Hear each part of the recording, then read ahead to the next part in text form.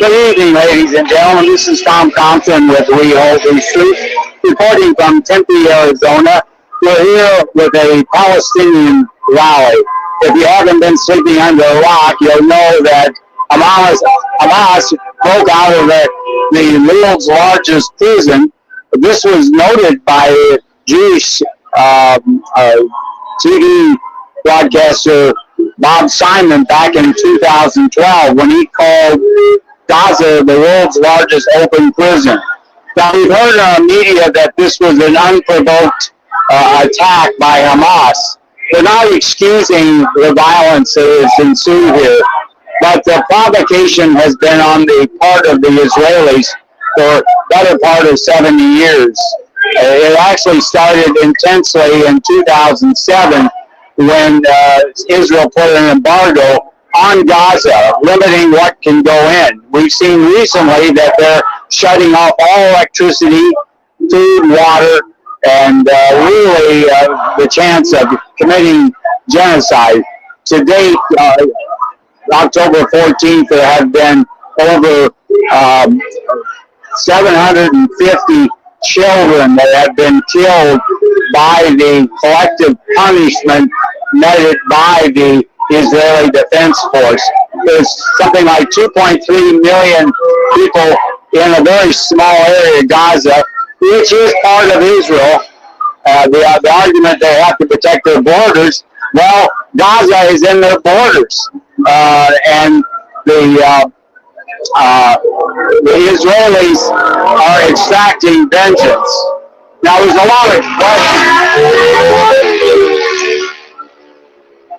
lot of questions we need to ask about what's going on here.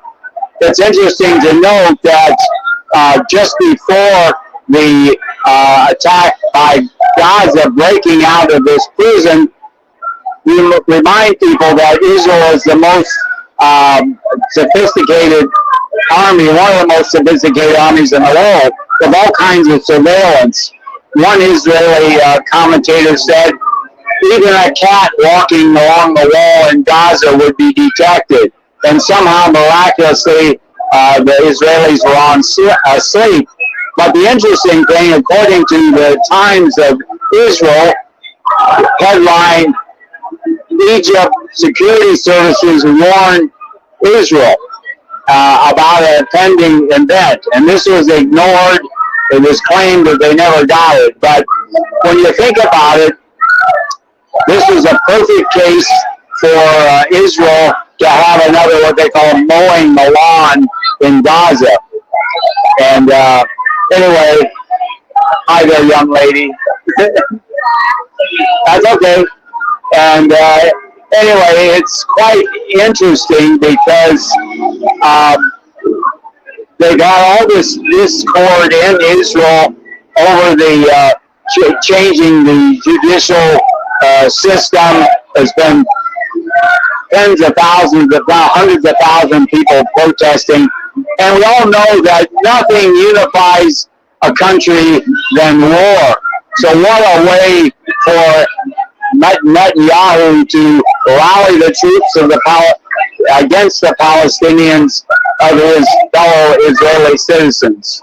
So it's very interesting. We need to ask these questions. There's also has come out here recently that Hamas was financed from the beginning by Israel, basically to be a counter to the Fatah party headed by Yasser Arafat.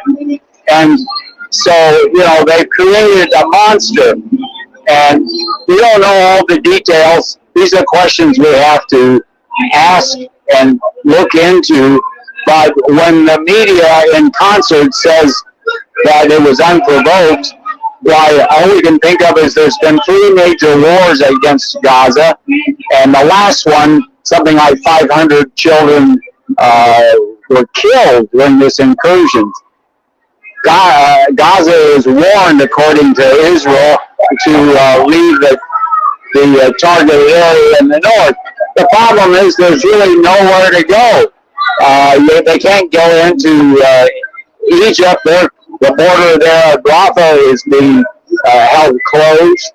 In fact, people were fleeing from the north, And it turns out Israel bombed those people making that trek in Gaza to the south, and 70 were killed in the attack. So this is pure bloodletting on the part of Israel. It's sad that anybody has to die in a situation like this, but it seems like it's a consequence of all these years of suppression of the Palestinian people. Very few Americans even know about it. You can tell the control of our government by the Israeli lobby by just looking this past summer. There was a resolution in our House of Representatives that it passed 419 to 9. So there was only 9 people in opposition, and it said that calling Israel as an apartheid state is not true. Well, we know it is. They've been called by the various human rights organizations. Many people have actually called this an apartheid regime, even worse than what was in South Africa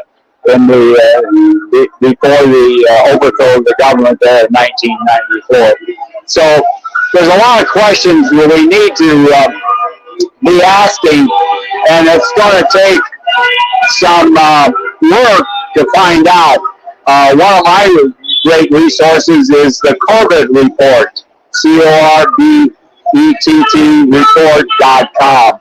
They have a lot of factual information, and it's also pointed out that this is maybe called the Israelis 911. Well, that's kind of curious, because if you'll recall, on the day of 911, when the towers were struck and they came down, there were 5 Israelis working for an Israeli front moving company they were stationed in New Jersey across from Manhattan, and they were photographing as the plane struck and came down. Our FBI arrested them. They were held and then released back to Israel. Of course, they became heroes there. So the question is, obviously, Israel had some forehand knowledge of the event of 911.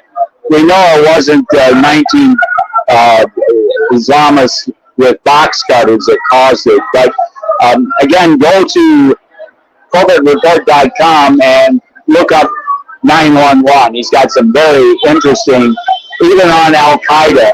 Al-Qaeda, Osama bin Laden was a creation of the CIA back in the 70s to counter the Russians in Afghanistan. So truth is much stranger than fiction. And we're getting so much fiction from our media, from the government, the Israeli lobby. They're always the victim. And again, it is sad what is going on here. And we are crying out for justice. Where are the good people, my fellow Christians here in the U.S.? Why aren't they calling for peace and justice there?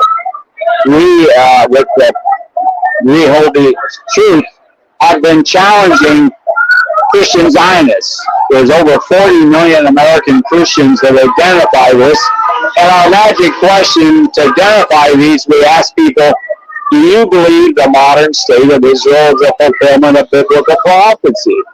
And to one extent or another, 40 million American Christians, evangelicals, are influenced by this notion.